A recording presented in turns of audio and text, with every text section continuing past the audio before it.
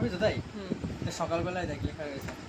সকাল প্রথমে ভালো করে বোতলটা ঝাঁকা দিবি, তারপর 30 ml 1 গ্লাস জলের ভিতর নিবি, হুম ঠিক আছে? তার মধ্যে যদি একটুখানি লবণ কিংবা একটু চিনি দিতে চাস দিবি, হুম। দিয়ে গুলা খেয়ে নিবি।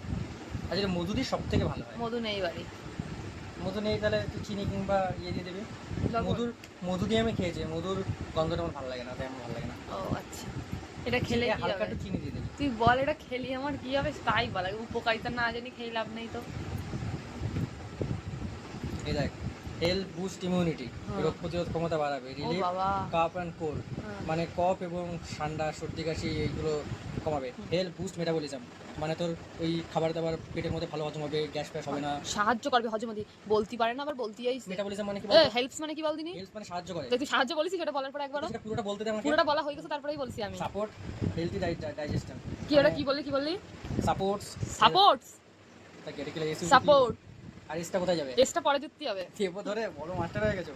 তুই ভুলভাল বলছিস। Useful for wait management, wait management করতে যাদের কম তাদের বেশি হয়ে যাবে, যাদের বেশি তাদের কম হয়ে যাবে। একটা যে পাওয়ারফুল অ্যান্টিঅক্সিডেন্ট, ঠিক আছে? আর good for skin and eye health, তো চোখ এবং স্কিনের জন্য খুব ভালো। নরিশ হেয়ার, মানে চুলকে নরিশ করে, মানে মানে সুন্দর ভুলভাল করে। পড়ছিস তুই, সব ভুলভাল পড়ছিস। হ্যাঁ,